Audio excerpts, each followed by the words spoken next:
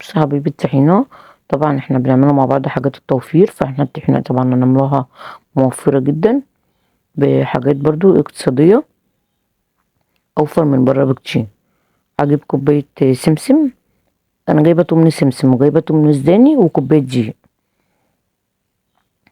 يدوبك بس ايه اطلع الرطوبة منهم على النار، مش هحمصهم طبعا، هو الرطوبة بس ايه تطلع من على النار.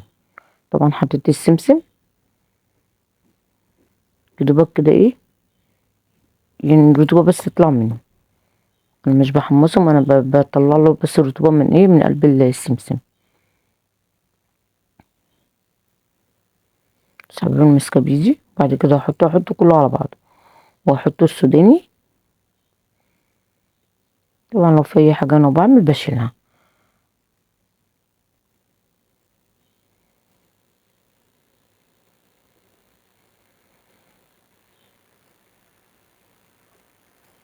برضو نفس النظام، السوداني لو في قشرة بقى ولا حاجة بقى بشيلها.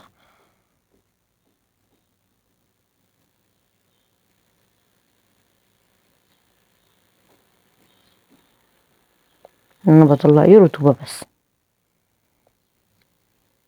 صابون المسكابيجي وبعد كده احط كوباية الدقيق. يبقى احنا عملنا اكتر من كيلو دقيق، مش مكلفنا ربع تمن بره. طبعا انا بشيل بس ايه القشر من السوداني.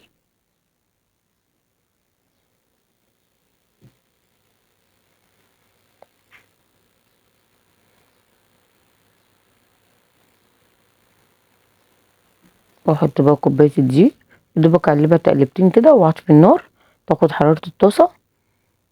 يبقى احنا بقى ايه كده استفدنا برضو من الطاسة كده، بنبرده كله كده مع بعضه وطلعنا رطوبة منهم ايه كله. يبقى احنا محمصتش، انا طلعت رطوبة بس. انا حبيبي بص ده توم سمسم وتوم الزاني، يعني ما حطيتش يعني، هو تومن يعني حطيت كل حاجة طبعا كلهم يعتبروا ربع. يبقى احنا حبايبي تومن من كل حاجة، عملنا منه كيلو طحينة حلو قوي. وفي النهاية برضو اقتصادية لان جبنا تومن سمسم وتومن الزاني وتومن جي، هي كوباية جي. عملنا منه كمية طحينة حلوة، عملت معايا اكتر من كيلو. بعد كده هطحنه في المطحنة. ممكن بقى نسيبه بودرة وممكن ايه نعمله عادي تاني، نكمله بقى الطحينة. انا هكمله طحينة بس هسيب في الاخر معلقتين اقولكوا برضو اعمل بيهم ايه. هطحنه كده طحنة كويسة.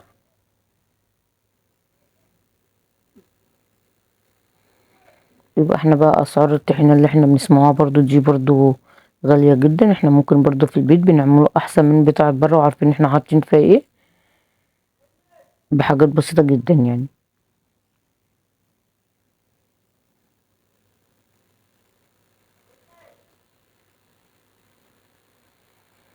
حبايبي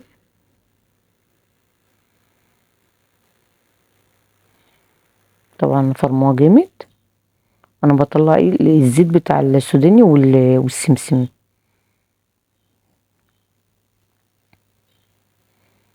شايفين بيبقى عجينة كده، كله طبعا مطحون جامد.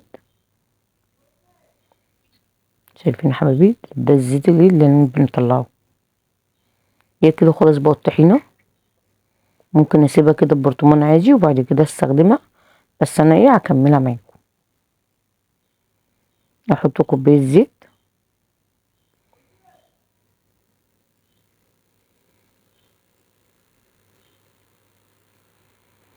انا بحط الزيت الاول برضو ايه عشان الخلاط ما يتقلش. وبعد كده هكمل زيت عادي اللي انا ايه احط الكمية بتاعتي.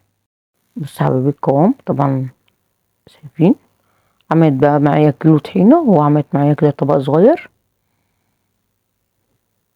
برطمان وطبق صغير. وحطيت بقى بفضل وسبت معلقة. وطبعا قلت اللي في الشفشة استفاد بيه يعني. مع بقية الطحينة دي طبعا لسه بقى احط عليها توم، طبعا جميلة جدا. يبقى احنا استفدنا من اللي كان في الشفشة وخدت منه معلقة، عملت منه برطمان تاني يبقى جاهز يعني. شايفين يا حبيبي قوام الطحينة طبعا جميل جدا، وتعتبر ما كلفتنيش كتير. ودي طبعا الطحينة اللي انا سبتها معلقة في الخلاط. ايه رأيكم؟ بالهنا وشفا، والسلام عليكم ورحمة الله.